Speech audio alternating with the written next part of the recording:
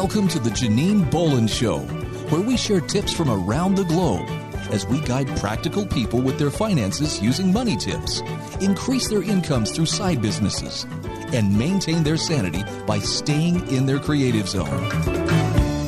Hey, thank you so much for tuning in today. I'm Janine Bolon, and many of you know that I have written over 12 books and I write in multiple genres, and that's why the title of the show has with it, we help you save your money, we help you save time, we help you save your sanity, and hopefully we help you in building your business or creating that knowledge base for yourself. And today I'm going to talk about a subject that I normally save for closer to the end of the year, but I think it's important that we discuss it today, and that is the power of meditation. Many of my listeners and readers are very much into meditation. They meditate every day, and I wanted to talk to you as you move up the different levels of meditation, and this is going to be a subject on basically the choices that you make.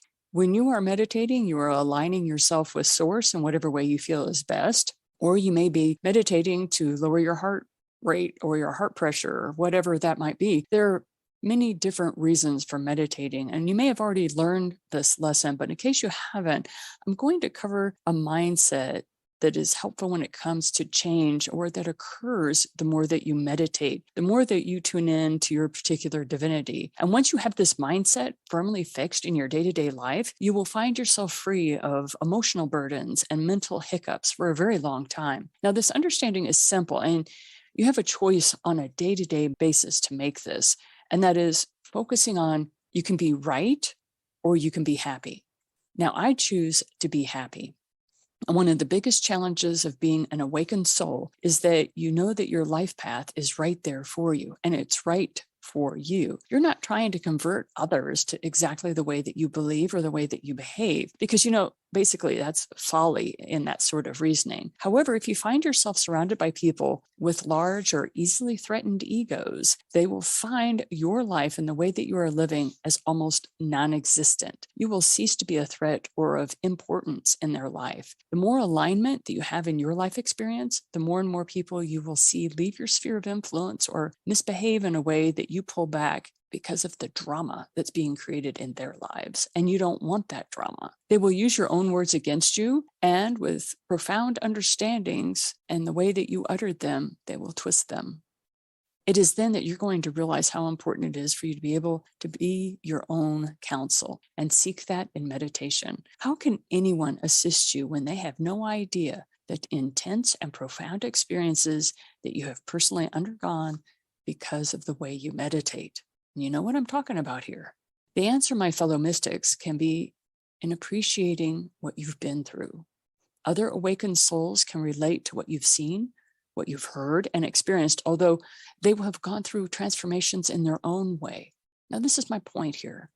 You will have many people who will try to tell you how wrong you are in your belief system, your perspective, and your attitude about things. But at the core, at the center, you know the one I'm speaking of, the you that expresses you when you are deep in meditation, and that higher self part of you that knows all about you. That's the part of you that is the most accepting of all that you are. Warts and all, as my grandma used to say. Now that part will share with you a novel, cool way of being on this planet. This can be very threatening to anyone who has a strong paradigm of the way the world should work. Your personal perspective is not in accordance with their worldview, and you will find yourself swept up into a discussion of what is right and what is wrong.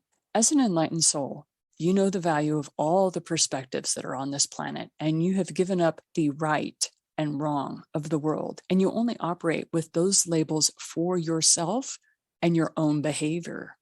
You know what is right and wrong, what is more appropriate for you to live on your life path, and what is inappropriate for you to live on your life path. You've come to this higher understanding through the unconditional love that allows all souls to live in accordance with what they think will make them not only happy, but be in a state that is deemed right or wrong for themselves. Now, you've had many experiences already where you've had to shift your mindset. Early on in your life, you received conditioning by well-meaning people who were teaching you the way the world worked. You already had to rework a lot of those mindsets since they no longer serve you with the new experiences and understandings that you received from your own meditations. Some of your experiences have come with such deep understandings that you have memories of your soul experiences before you ever entered the body. Some people have this. And I just want to let you know you're not alone.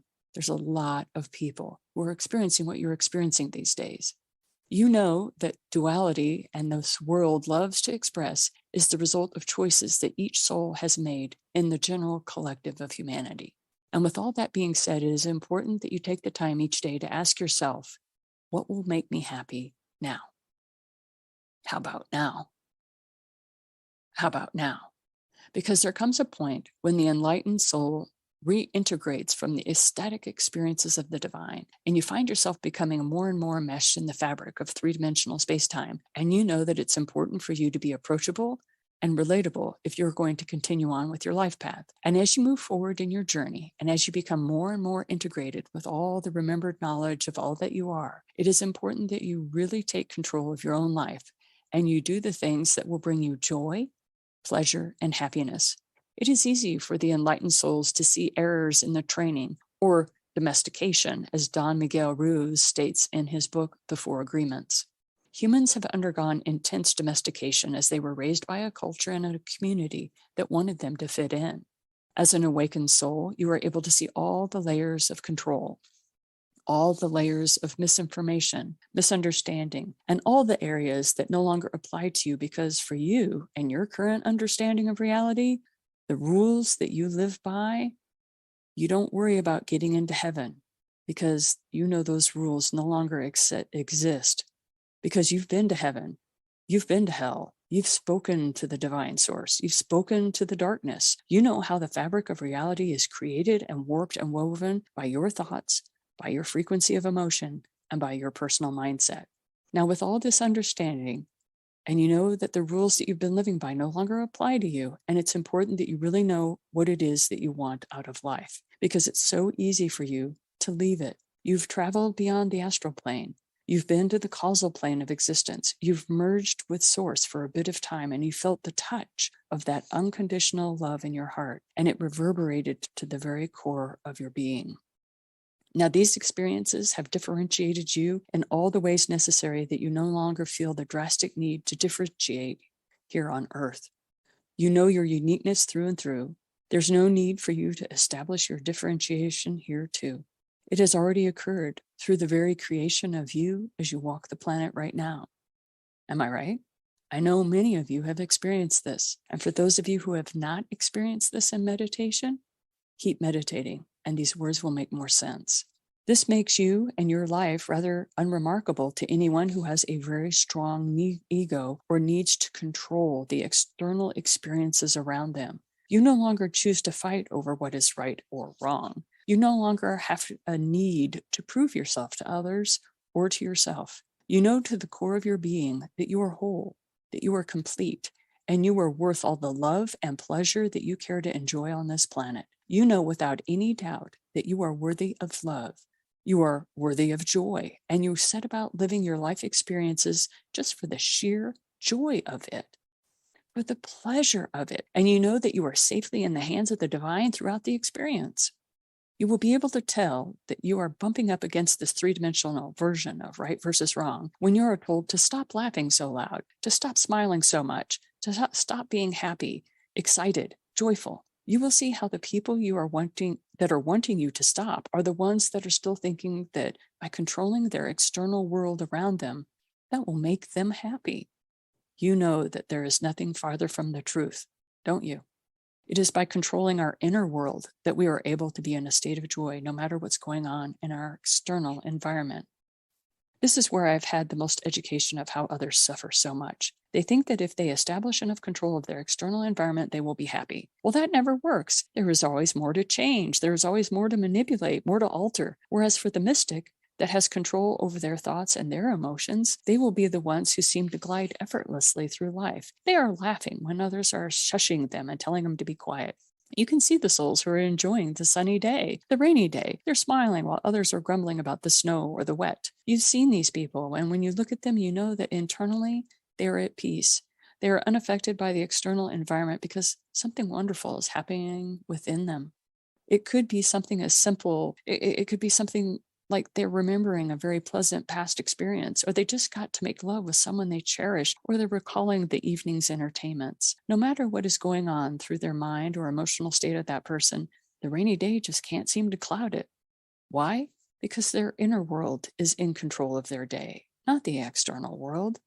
Now, you've had it happen to you when you were in a really good mood. It seemed as if you were unstoppable. Nothing could go wrong. Even when you spill your coffee all over yourself and your papers, and someone comes along and is there to assist you in the cleanup, and they get you a fresh cup of coffee and they help you with your paperwork, it happened as if by magic. Yes, I've had this happen to me myself. When you're in an awful mood and things go wrong and you're left to your own devices, solutions do not present themselves as readily, and you feel stuck and worried. Just remember your thoughts and your emotions are the areas you have control over, and you can pivot out of any situation that you find yourself in. Now, I've given you several tips for meditation and emotional control, as well as thought control, and I've presented to many of my master mystics. However, the strongest one that I have at my disposal is my breathing diversion tactic, and I use it myself all the time.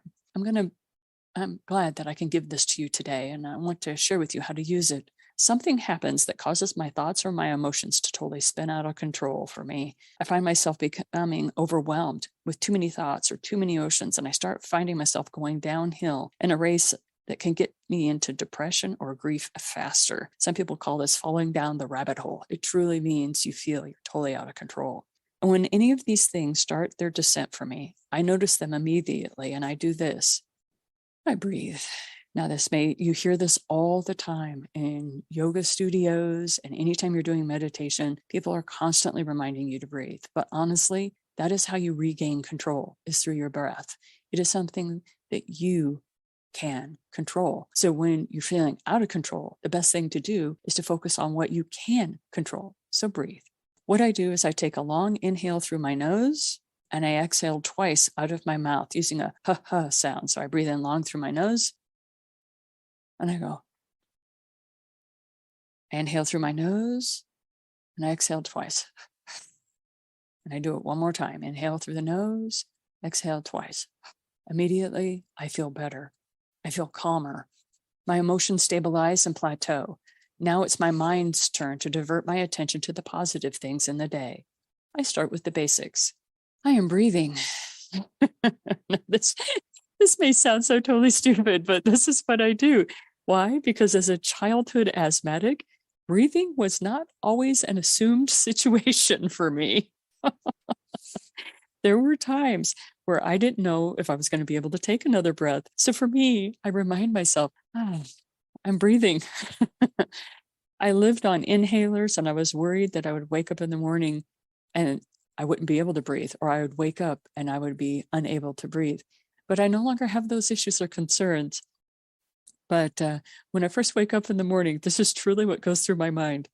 I woke up this morning. Hey, bonus. And I'm that way because for so many times I didn't know if I was going to make it. Then I get very circumspect and I go, oh, the sun is out and it's beautiful. The sky is a gorgeous blue. Oh, look, birds are flying.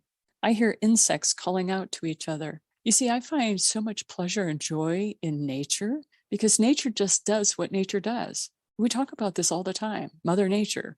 There's no controlling Mother Nature. If a cyclone is moving through a particular area of land or water, guess what? It's going to move through that particular area of water, and we just have to accept that. So I enjoy nature because nature does what nature does. And it's a state of beingness that keeps me in a state of peace with my breathing. Nature is my refuge. Even in the concrete jungle of a major city, I can always find a patch of sky, a cloud, a flower, or a tree somewhere that will divert my attention, and I will make sure to keep my thoughts focused on its color and vibrancy. Nature is always with us. Even if it is a picture of a place we've been, we can lose ourselves in the healing bosom of Mother Earth.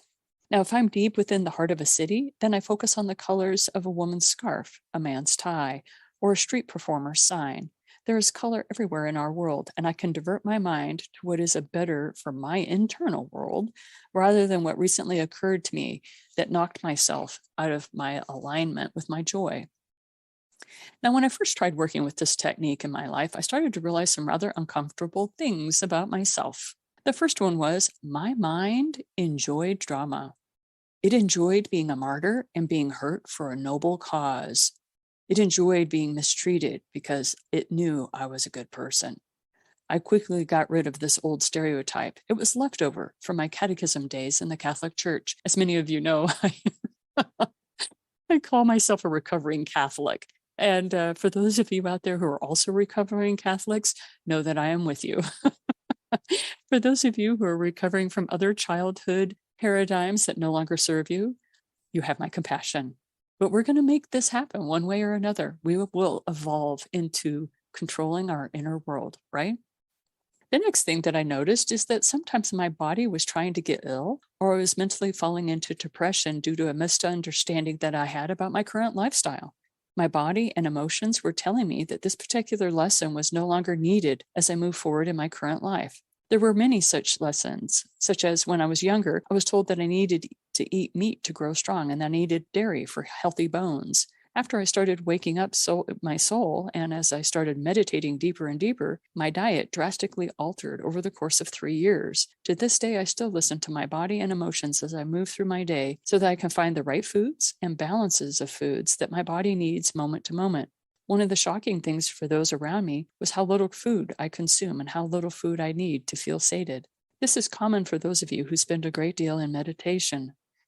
When you spend time doing self-introspection and spend time meditating, the more you study yourself, the more you will find that many of the routines, habits, and default thinking that you have on a daily basis are in fact not of your own making.